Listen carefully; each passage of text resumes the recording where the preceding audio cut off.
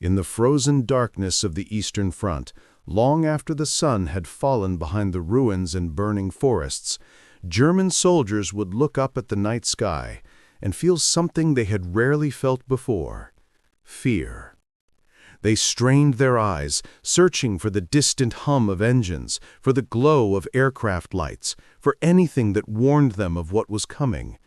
But there was nothing, only silence. Then, out of the pitch-black sky, they would hear it, a soft whooshing sound, like the flutter of a broomstick gliding through the air. And before they could shout a warning or run for cover, the bombs began to fall.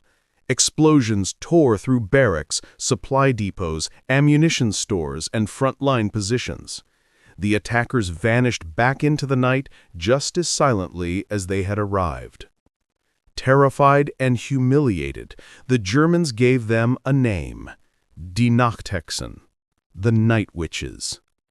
This is the true story of the most unique combat unit of World War II, the Soviet Union's 588th Night Bomber Regiment, an all-female squadron that flew in machines made of fabric and wood, with open cockpits, no radios, and almost no instruments.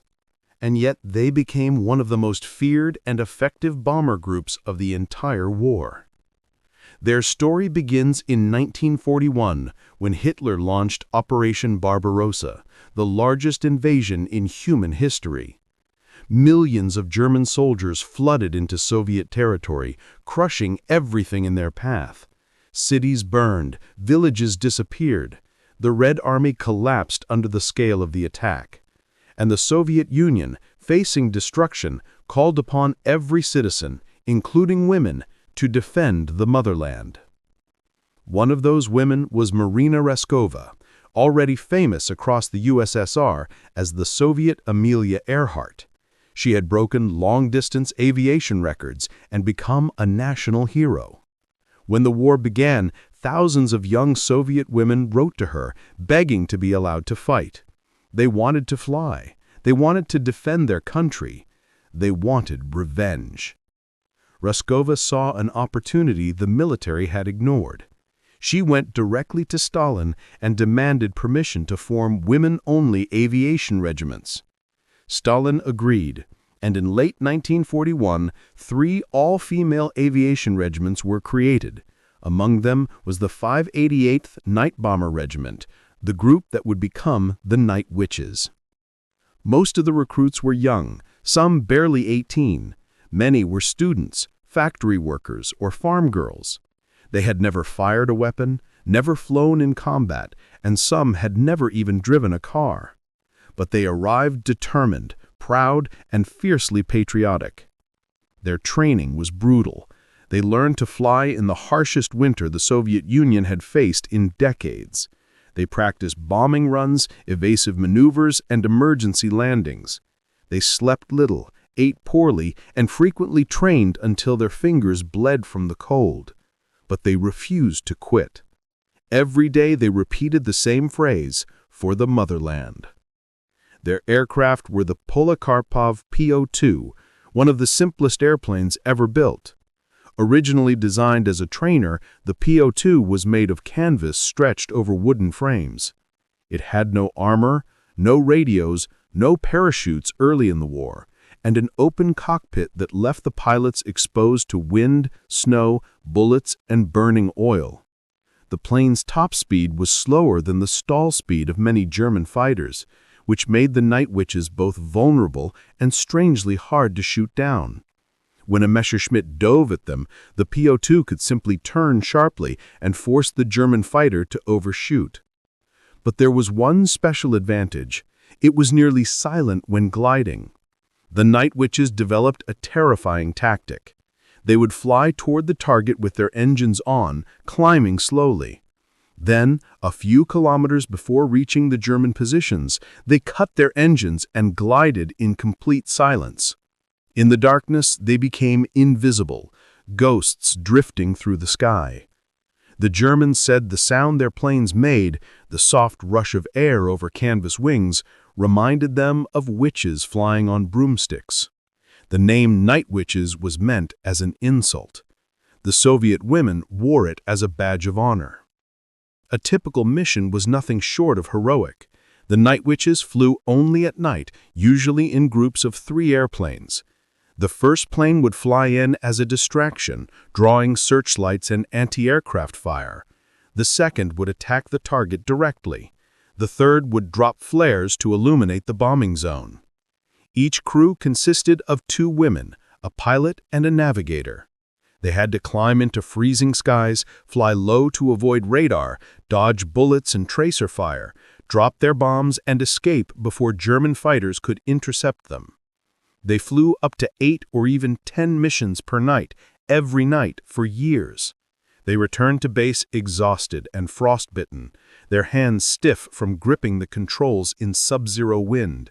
They had to reload their bombs by hand, push their aircraft into position on the runway, and take off again in darkness. The bombs they dropped were often primitive. Sometimes, when supplies were scarce, they carried old metal pipes filled with explosives or bags of grenades. The women joked that they were dropping kitchen bombs, but the results were devastating. They destroyed German ammunition depots, fuel stations, command posts, supply lines, and frontline trenches. The Night Witches became so effective that the Germans developed entire countermeasures just to stop them. Searchlights swept the sky every night. Anti-aircraft crews fired blindly into the darkness.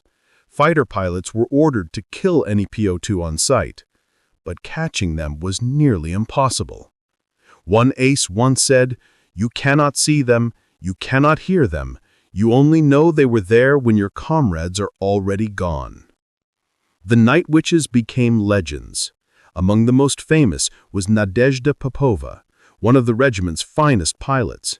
She flew 852 combat missions, was shot down, wounded, and kept flying. Her bravery was matched only by her skill. She once flew 18 missions in a single night, even after being hit by flak and returning with bullet holes through her plane and uniform. There was also Yevdokia Bershanskaya, the commander of the regiment. She was strict, demanding, and widely respected. Under her leadership, the 588th became one of the most decorated aviation units in the Soviet Air Force. There was also Katya Ryabova and Nina Miroshnichenko, who flew some of the regiment's deadliest missions deep behind enemy lines, and Irina Sebrova, who completed over 1,000 sorties, the most of any Night Witch. Despite their bravery, the Night Witches faced constant discrimination within the Soviet military. Male officers mocked their small planes, their light bombs, their thin uniforms. Some refused to believe that women were capable of such precise bombing and daring flying. It wasn't until the regiment's results became undeniable that attitudes began to change. The Night Witches fought in the most dangerous sectors of the Eastern Front: the Caucasus, the Kuban, the Crimea, Belarus, and Poland. They supported major Soviet offensives and played a crucial role in slowing down the German retreat. Their attacks disrupted communications, destroyed fuel depots, and forced German units to move at night with extreme caution. By the end of the war, the Night Witches had flown over 30,000 missions and dropped more than 23,000 tons of bombs. 23 of the women were awarded the title Hero of the Soviet Union, the nation's highest military honor. But their victories came at a heavy cost. 30 of the members of the regiment died in combat. Some were shot down by fighters, some lost their way in the darkness, and others never returned from missions so deep behind enemy lines that their bodies were never found. The Po-2 offered no protection. A single tracer round could ignite the canvas wings and send the plane down in flames. Yet the women flew anyway, night after night, knowing that each mission might be their last. When the war ended in 1945, the Night Witches were disbanded. Their aircraft, the fragile wooden biplanes that had terrified the German army, were retired. Many of the pilots returned to civilian life, carrying memories of fear, courage, and sacrifice that would stay with them forever. In an era when women were rarely allowed in combat roles, these young pilots, flying in open wooden biplanes with no armor and barely any instruments, became some of the most effective and feared aircrews of World War II. They turned the darkness into their ally. They made the night their weapon. And they earned a place in history as one of the most remarkable fighting units the world has ever seen. You've been watching WW2 War Files, where hidden stories and forgotten operations of World War II come to life.